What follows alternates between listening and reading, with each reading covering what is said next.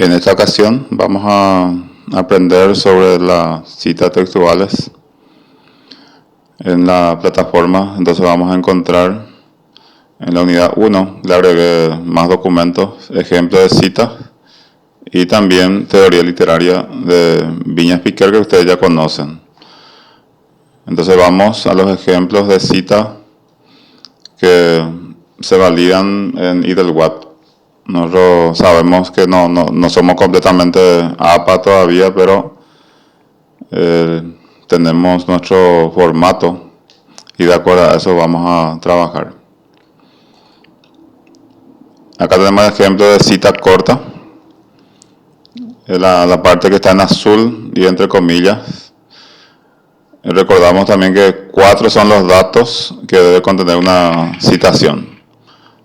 Acá está el apellido, el año de publicación y la P de página y la página como indica. Estos elementos pueden estar en forma conjunta o también en forma separada. En este caso tenemos en forma separada.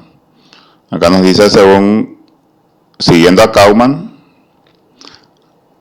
1992, el año de publicación, se puede escribir que la motivación de Antígona no está en ninguna teología ni filosofía, sino en su naturaleza, su carácter y su sentimiento. Esta parte azul, entonces el que escribió este documento lo tomó de otra obra u otro archivo o documento y pone textualmente, y esa es la manera de hacer. Caso contrario, si yo me apropio la idea como mía, entonces voy a estar haciendo un delito, ahora que se considera el plagio. Entonces es importante poner el apellido, el año de publicación y la página de donde uno extrae estos datos. Y lo que continúa entonces ya forma parte de la explicación que hace el que escribe el documento. De caso nosotros estamos en un proceso de elaboración de anteproyecto. Entonces, esta combinación es muy importante aprender su realización. Tenemos la cita larga. Acá en su libro Teoría General del Derecho. Fíjense, también un punto importante. Nombre de la obra, en todos los casos, va a ir de esta manera, en cursiva, sin comillas. Y se coloca una coma, el apellido del autor, que ya no va en cursiva, solamente el título, el año en que publicó este documento, afirma que. Entonces ahí se pone signo de puntuación porque es como que se anuncia lo que se va a escribir acá. Todo esto que está más abajo, que también ya habíamos dicho las características que ustedes tienen en las normas metodológicas de elaboración de trabajo de anteproyecto como también de tesina, es lo que yo copié directamente del otro documento. Entonces acá ya tenemos también el apellido, el año de publicación y la página de donde se extrajo todo esto que está acá. Recordar que la cita larga entonces es a partir de la cuarta línea en IDLWAT. Según APA nos dice que hasta 40 palabras son citas cortas y a partir de la 41 vamos a decirle que ya va a ser una cita larga. En este caso cumple con los requisitos para que sea una cita larga, según lo que nos señala también el manual del IDLWAT. Entonces, esos son datos muy importantes que tenemos que aprender también en el proceso de elaboración del trabajo de investigación. Acá hay otro modelo de citación. En este caso sería el mismo contenido, pero ya al final se ponen los datos. Fíjense que acá está el apellido, el año, acá falta una coma, P de página y la página de donde se extrajo esta información. Acá se introduce, en este sentido se puede decir que uno va a suponer que hay un texto que se venía ya haciendo y es una continuación. La cita se hace entonces para reforzar el pensamiento que uno tiene. Es como que uno va hablando, va escribiendo sobre un punto específico, entonces necesita reforzar. Y el refuerzo justamente se hace mediante las citas. También uno ahí está demostrando que ha leído el libro y cualquiera que revise lo va a encontrar lo mismo. Acá hay más ejemplos de cita corta. En la parte azul siempre nos dice en términos de Habermas, y acá todo esto que está en azul es una cita corta. ¿Por qué está en texto seguido? Y justamente porque cumple con los requisitos para que sea así. Fíjense, no pasa 2 líneas, entonces se hace en texto normal, tamaño 12, entre comillas, y al final se pone la fuente. En este caso, también ustedes van a notar que es una repetición de que nosotros no tenemos que poner así. Si yo puse acá ya Habermas, ya no hace falta que ponga acá también, solamente una vez. Si se le observa en el trabajo evitar la doble citación, se está refiriendo a esto. ¿Por qué? Porque acá ya está el apellido, acá se vuelve a poner. Y esto se considera como un error. Y justamente para enseñar también a ustedes que este tipo de situación hay que evitar. Reitero entonces, acá si ya puse Habermas, ya no hace falta que ponga acá entre paréntesis. Ya voy a poner paréntesis, el año, como también yo podía agregar acá al lado de Habermas el año. En ese caso voy a ponerlo, como ya vimos en los ejemplos anteriores, P, y de donde extraje la información. Acá, estos conectores también, que nosotros ya habíamos estudiado. Es muy importante su utilización. Entonces, en efecto, porque tiene relación con la parte anterior. La posición positivista oculta la problemática de la constitución del mundo. ¿De dónde se sacó esta información? De la página 77. Bueno, yo le había dicho que en un documento, si la cita es consecutiva, es decir, esta cita corresponde al mismo libro y al mismo autor y está de manera seguida, consecutiva, entonces no es necesario poner el apellido y el año otra vez porque ya tengo acá.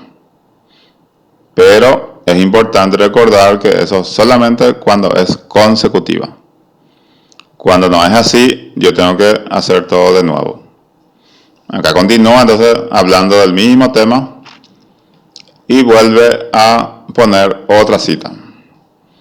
Por eso entre comillas nuevamente, y acá faltaría también cerrar la comilla. Acá hay una parte que no se escribió, entonces en ese caso se pone punto suspensivo. Hoy día se pone también sin paréntesis, no hay problema de eso. Y nuevamente la página de donde se extrajo esta información. Entonces así ustedes tienen ejemplos claros, especialmente el tema de la extensión y el formato que uno tiene que usar también en el momento de recurrir a este tipo de situación que es demasiado importante. Demasiado importante porque así evitamos el plagio. Entonces no es que yo me estoy apropiando la idea del otro autor, sino estoy señalando así como corresponde. Eso en cuanto a la cita. Y el otro documento que agregué también, la teoría literaria. Este autor que ustedes ya conocen, entonces solamente la parte introductoria. ¿Por qué también es importante las teorías que ustedes conozcan? Porque también, como venimos diciendo, en la investigación literaria, ustedes van a recurrir a una de las teorías que guarda relación con el problema que ustedes han planteado. O sea que de alguna manera, si yo leo una teoría, voy a encontrar que tiene vinculación, tiene relación con el problema que yo planteé en mi investigación. Y eso es lo que quiero compartir con ustedes, el tema de que tiene en su índice la orientación que ustedes pueden tener para poder encaminarse, y en el momento que les interesa una teoría, entonces ya van a ir profundizando en cuanto a su lectura.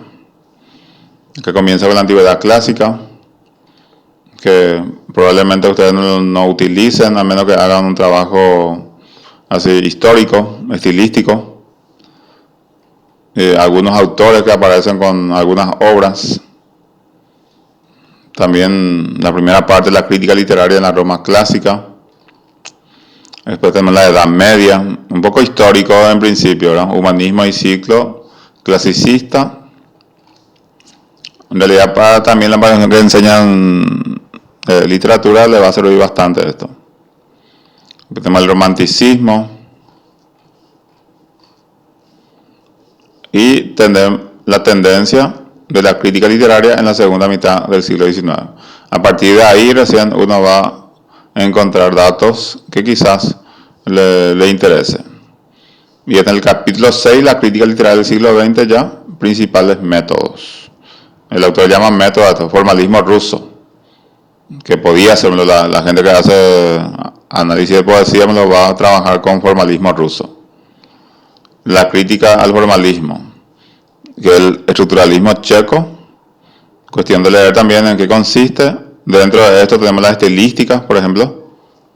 Está la estilística descriptiva, idealista o genética, estructuralista, generativista y la escuela española. La nueva crítica, una manera de hacer también diferente el trabajo, considerando la forma de pensar y los planteamientos anteriores. Tenemos las teorías sociológicas de la literatura, personas que trabajan con problemas sociales, clases sociales, el marxismo. Entonces va acá también tener la necesidad de revisar si realmente va a coincidir con lo que está pensando hacer. El estructuralismo, la lingüística, o sea, teoría lingüístico-poética de Jacobson, que también en otro ámbito ustedes, en cuanto a funciones del lenguaje, pues ustedes le conocen. Postformalismo ruso, Bakhtin, principales conceptos bakhtinianos, por ejemplo, polifonía, todo esto, carnavalización, parodia, ironía, se puede dar dentro de una obra. Entonces, si uno opta en trabajar una técnica narrativa, puede ser que encuentre estos tipos de datos, por ejemplo, el tema de cronotopos, lo dicho y lo implicado, la semiótica literaria, retórica y neorretórica, estética de la recepción, que generalmente se utiliza también en una tarea investigativa, pragmática literaria, de construcción, las teorías psicoanalíticas, por ejemplo, personas que trabaja el tema del inconsciente, entonces también puede revisar esta teoría, el psicoanálisis y la literatura, la crítica feminista y estudios culturales. O sea que es cuestión que ustedes en algún momento se hagan de tiempo y lo puedan revisar para que finalmente esto tenga sentido y vinculación con lo que ustedes están intentando realizar. En ese caso, vuelvo a decir que me parece muy importante que ustedes lo tengan conocimiento de todo lo que significa procedimiento metodológico, como también de los elementos que pueda servir como parte importante de su trabajo de investigación. Entonces, lo que forma parte de este proceso de nuestro trabajo. Muchísimas gracias.